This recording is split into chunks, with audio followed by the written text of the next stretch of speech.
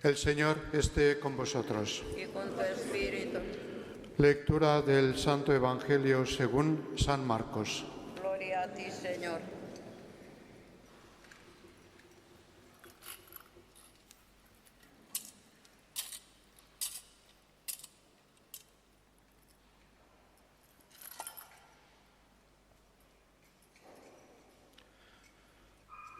En aquel tiempo, Jesús se dirigió a su ciudad y lo seguían sus discípulos. Cuando llegó el sábado, empezó a enseñar en la sinagoga y la multitud que lo oía se preguntaba asombrada: ¿de dónde saca todo eso? ¿Qué sabiduría es esa que le ha sido dada? ¿Y esos milagros que realizan sus manos? ¿No es el carpintero, el hijo de María, hermano de Santiago y José y Judas y Simón? ¿Y sus hermanas no viven aquí con nosotros? Y se escandalizaban a cuenta de él. Les decía: ¿no desprecian a un profeta más que en su tierra, entre sus parientes y en su casa? No pudo hacer allí ningún milagro, solo curó a algunos enfermos imponiéndoles las manos, y se admiraba de su falta de fe, y recorría los pueblos de alrededor enseñando. Palabra del Señor. Gloria a ti, Señor Jesús. Queridos hermanos y hermanas,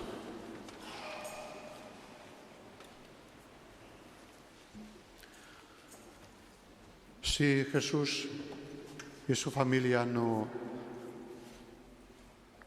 tuvieran su origen en Nazaret, esa ciudad que hoy todavía todos conocemos, que podemos situar geográficamente, a lo mejor algunos o varios de vosotros habéis estado físicamente allí. Yo he estado varias veces. Si no fuera porque Jesús viene de allí, no se conocería hoy. En aquel tiempo era una ciudad que no era ni ciudad, era una aldea. En alemán se puede decir la palabra Kaff. Un Kaff es un pueblecito muy pequeñito y la palabra Kaff etimológicamente procede del hebreo para designar una aldea irrelevante. Hoy sí que es una aldea, una ciudad relevante, incluso aunque la mayoría sea musulmana, hay una universidad católica y realmente hay mucha presencia de la religión católica, también ortodoxa, en esa ciudad. En aquel entonces era tan significante que incluso Natanael, en el Evangelio de San Juan, hace la pregunta: ¿y puede venir de Nazaret algo bueno?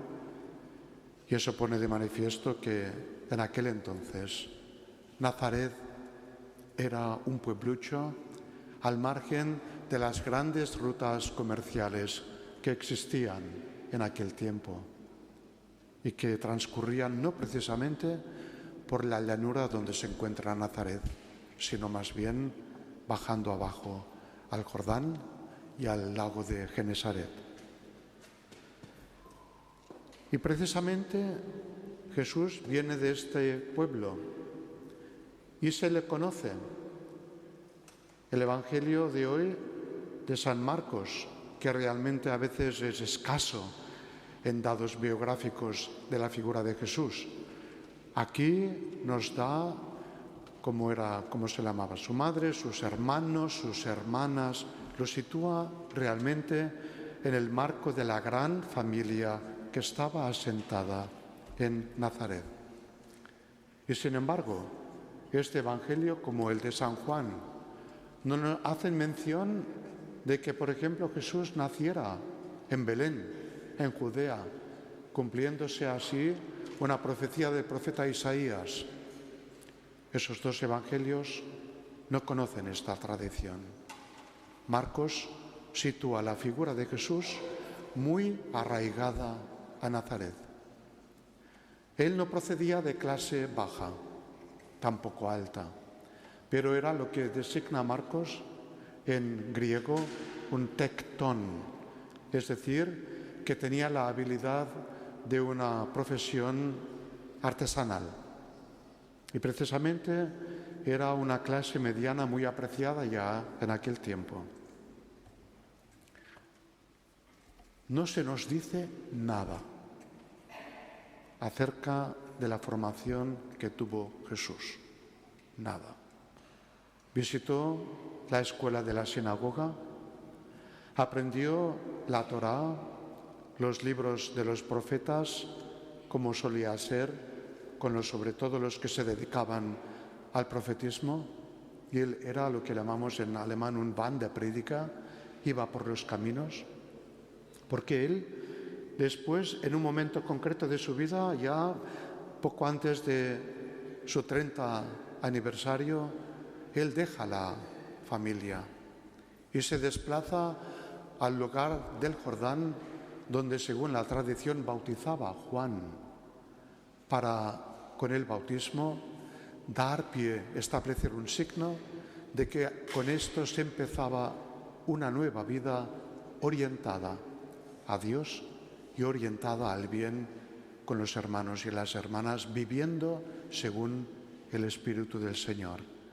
Y así acude Jesús también a este bautismo de Juan, y es que después de su bautismo y después de haber transcurrido 40 días y 40 noches con las llamadas tentaciones, él ya no regresa a su vida cotidiana de Nazaret. Y sin embargo, en forma de pregunta, este Jesús, ¿de dónde? No lo sabemos. Él poseía una sabiduría y poseía conocimientos. Y lo más importante es que tenía un poder que se diferenciaba de forma absoluta del poder de enseñar y de realizar signos en el nombre del Señor, de los escribas, de los fariseos y de los otros profetas circundantes en aquella época. Jesús era algo muy especial, tan especial que los evangelistas necesitan todos los capítulos para concluir que era tan especial, porque él era Hijo de Dios. Y desde esa filiación divina, este Jesús anuncia la conversión y el perdón de los pecados, siendo Él el que perdona el pecado, una cosa que solamente podía hacer Dios, y Él es Dios, Él es Hijo de Dios, y como signo del perdón de los pecados estaban las curaciones que realiza.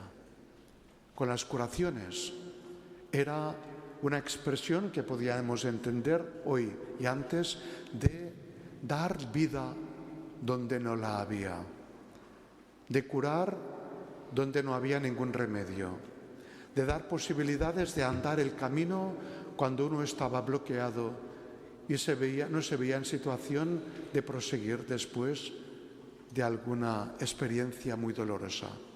O a veces, habiendo perdido la visión de la vida, del futuro, del presente, Dios en Jesús devuelve la vista.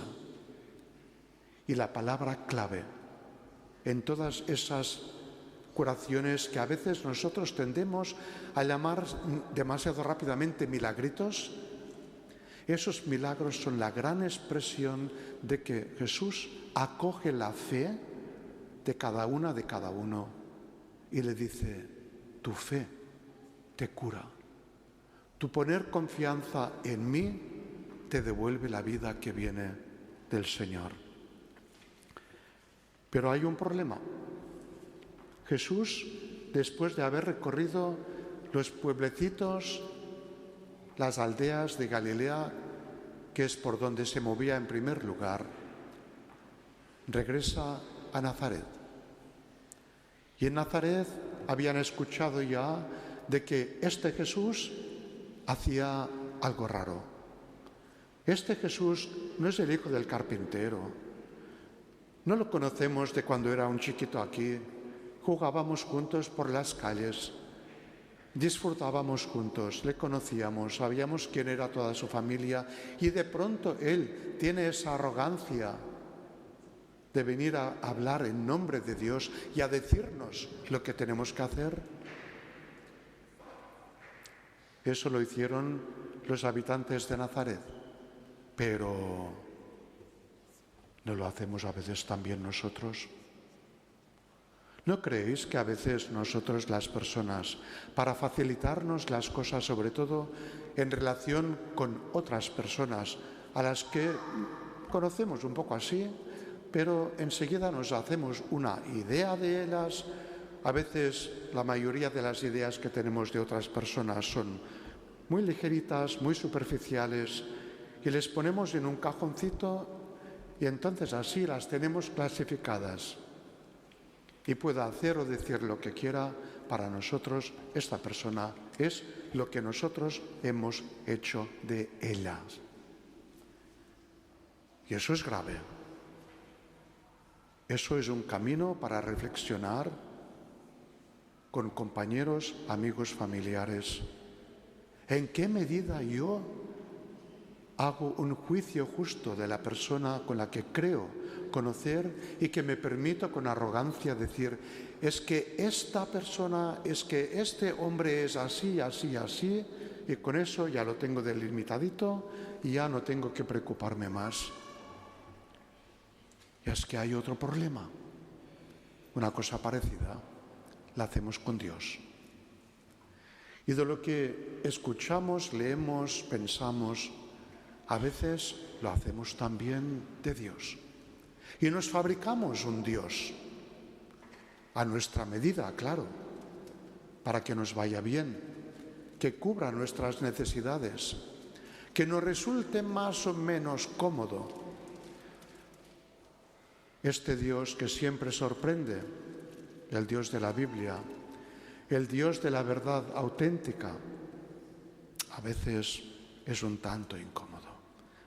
Y la gente no nos gusta ser tanto sorprendidas, a veces provocados.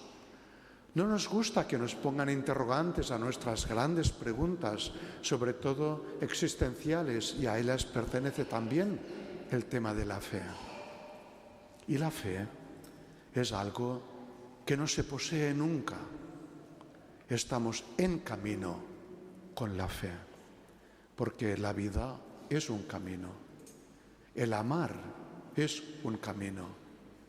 Y fe significa también poner la confianza en. Y eso no se hace ni un día ni dos, sino cada día. Y es por eso que esta situación de Jesús hoy en Nazaret, en el Evangelio de San Marcos, a lo mejor nos permitiría ponernos un poquitín en la situación de estos escribas y fariseos que creían saberlo todo y que le decimos a Jesús, oye Jesús, por el amor de Dios, si te hemos aprendido en el catecismo, en la escuela, hemos rezado tanto, sabemos tanto de ti, ¿tú qué nos vas a decir de ti? Eso es lo que dicen esos escribas. Eso es lo que dice la comunidad creyente de Nazaret. ¿Tú qué nos vas a decir? Pues sí. Rezar, ser cristiana, cristiano es ponerse ante el Señor y dejarse sorprender cada día por esa palabra del Señor que se nos revela. En la celebración de la Eucaristía, en la presencia del sacramento, cuando estamos en casa y escuchamos la voz interior y en las tantísimas situaciones de la vida que también nos hacen reflexionar. Que esta Eucaristía nos dé mucha fuerza para hacer este camino que nos propone Jesús hoy de forma indirecta, pero también que nos dice, oye, eso también vale para ti. Amén.